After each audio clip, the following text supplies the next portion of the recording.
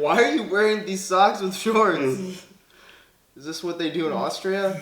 You're such a dick.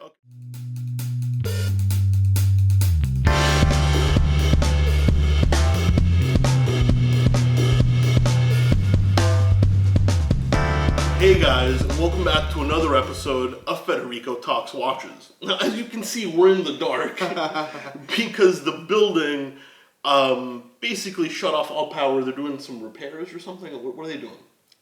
Not quite sure, but the power's definitely off. Yeah, so good time to shoot a video. I figured today we do something a little fun.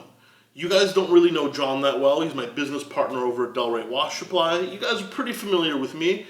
But I figured we'd ask each other a few questions, and, we don't know what we're going to ask each other, horology related or otherwise, and we'll see what we come up with. How's that sound? Sounds good. Before we get started, we got to do a wristwatch check. What are you wearing? Today I'm actually wearing a Porsche design vintage chronograph with a Valjoux 7750 movement that we picked up for Delray from a close friend of the show. And it's supposed to be on a bracelet, but we put it on this this vintage strap. It's just gorgeous. Man, don't you love how the strap matches the patina? That's one of the best things about it, just because it's patinaed so interestingly, and it matches the strap perfectly. Oh, we got lucky with that one. It's a cool one. What about you? It's a hot day in Florida. Seiko SKX all day, baby. Been a while since I wore it. In fact, the bezel's crooked. What's not to love? Classic. Cheap, reliable, comfortable. It is what it is. I didn't even set the date. It's actually right in the middle of the train wreck. Well, I set mine, so. You're a weirdo. All right, man. Well, why don't you start it off? So, while we're working with a lot of these watches, I noticed that Federico really likes Cartier watches, and for me, I like them, but they never really were a brand that appealed to me as much as him. So What's the deal with Cartier, man? Sounds really well rehearsed. You thought of that one through. I've been thinking about asking you this for a while. I'm coming out here. I love Cartier because for a few reasons. First of all, it was my first watch job in the industry. Okay. I worked at the Cartier Fifth Avenue boutique. They gave me a shot when I had no experience. So for that, I'm ever grateful to the brand. That's great. But more than that, it's just, Cartier is not all about watchmaking. Cartier does things a lot of watchmakers don't. The details in the case, the detail in the straps. I mean, they're a jeweler, so their case making is second to none, and their leatherworking is also second to none. Now, while they don't always use the highest end movements, they have been improving that recently. To me, designs are what really appeal about watches. I do like mechanics, but Cartier is the king of design. They're avant-garde, they're elegant. I don't know, man, something about the history. It's just a really romantic brand. All right, you got a 6 1/4 inch wrist? It depends on how hot it is. It does. It changes sizes depending on how hot it is. About 1/4 inch either way. So my question is, you really can't wear anything above 40 millimeter. How do you survive? Like, how do you what watches do you wear? What can you wear? So the best thing about having a smaller wrist size is you can wear these smaller sizes, which oftentimes, especially in the pre-owned market, go at a steal just because of the size, and the trends for watches are a little bigger now. Not as big as they used to be, but still medium to larger size. And so I can buy and wear a 34 millimeter Rolex Oyster Perpetual vintage, and it looks like a Datejust on my wrist. Whereas on me, it looks like a 26 millimeter ladies watch. That's true. And so it's not as bad as it looks.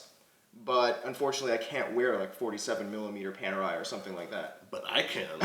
What's up? That watch looked ridiculous on you, by the way. That 47 millimeter PAM 194. But I wore it for like 2 weeks, and it did look weird. But if you just wear a hoodie, a jacket, it kind of just blends in, and no one can tell your wrists are small. So basically, you dress like you're trying to rob a house, and then it doesn't blend in too much. That's exactly right. Gangsta. All right, man. So what's next? So, question for you. I was wondering, because I never really asked you this, and I always wanted to, just because of kind of the history. What's the deal with Grand Seiko? Why do you hate Grand Seiko? You too, I hate you. All right, everybody's making fun of me because of this. People all over the industry have made fun of me because of this. I made a video a little while ago Right. stating that Grand Seiko wasn't my preference. And that's all I said. You know, I didn't say I hated them, I said it wasn't for me. What happens, the morons, or excuse me, I don't want to name call, the fanboys at Watch You Seek, in the Grand Seiko forum make like a 40-page thread, basically like threatening me.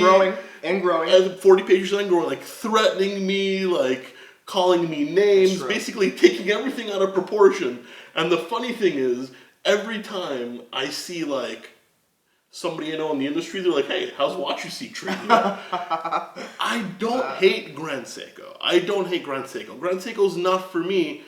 And I admit it. Listen, I think they make some great watches, but I'm not spending that kind of money for something that says Seiko on the dial. I love Seiko. I love Seiko at this price point. Yeah, you wear it all the time. I wear it all the time. All the time. Is Grand Seiko worth the money? Yes, it is. Am I a marketing whore? Yes, I am. Am I spending $5,000 for something that says Seiko on it? No, absolutely not. I can tell you're passionate about this. You know, am I maybe wrong? Yeah, listen, I admit it. But no, I don't hate Grand Seiko. And stop like baiting me. Stop baiting me. I'm gonna get like spoiled meat sent to my house.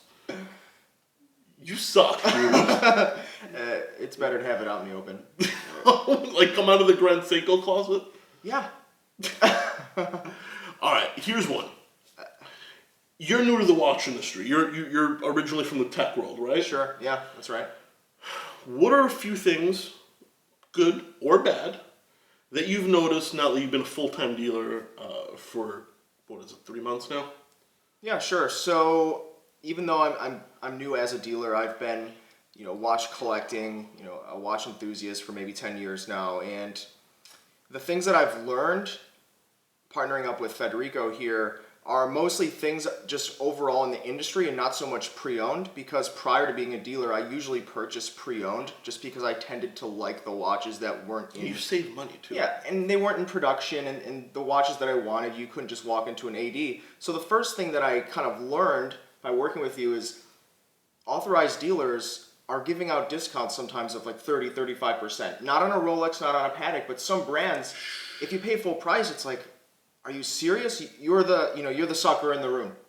Yeah, it's true. It depends what dealer as well, but and the watch, but yeah, it's true. But to hear that you could buy a Breitling at like 35% off new from an AD, wow, that was shocking for me. It's because Breitling is also selling to ADs on closeout for 75% off. It's things like that I've learned, and a lot of things about pricing and the distribution and how.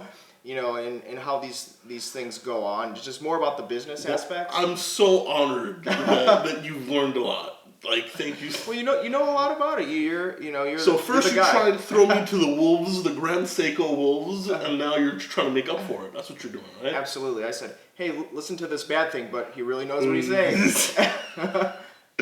All right, here's one I'm actually curious about. Okay. What's the deal with you and Ulysse Nardin? You've owned a bunch. You asked me the other day, yo, Fed, let's buy this. Like, what's up with you and Ulysse Nardin? So there's a couple things that draw me to the brand. One, in pre-owned, great value. The resale value, depending on the watch, is pretty low, and so the cost savings compared to retail are really great, and you're getting a high quality watch, especially now with some of the in-house calibers. But that aside, the watch, it just seems to always be in the social circles that I'm a part of. Okay, and what he's saying here, something you may not know about John, actually you definitely know about John, you don't know about John, is you love dating beautiful blonde Russian women. It seems to be the trend, yes. And what's like the most popular brand in Russia? Ulysse Nardin. And what is there a huge community of in North Miami? Beautiful Russian women. So basically, you don't give a crap about the watch. You're just wearing it to get laid. That seems to be the trend, yes. You're awful, dude. No, I do like the brand. It is a solid quality watch, most of them, and they make some interesting watches that are really nice to look at. We're going to watchmaking hell after this episode, pretty okay. much. All right, man. So what's the last one? So what about you though?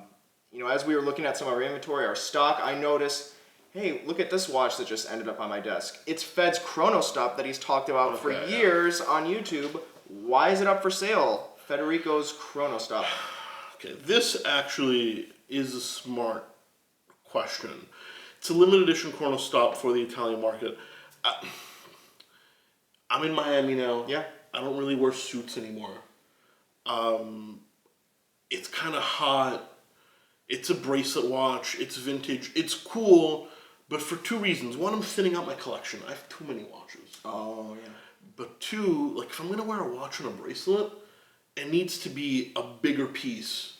Because I don't wear a suit. I can't wear a 38 or 40 millimeter watch. I'm a big boy. Like I need something with a little bit more presence.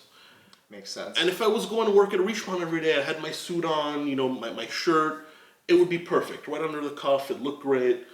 But in polo and shorts, like it's not the vibe I'm going for, and they've really appreciated it. So I figured, let me cash out right now. Oh, I see.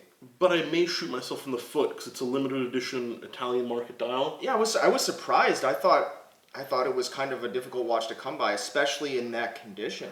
It is, but the thing is, I believe if you don't wear it, let it go.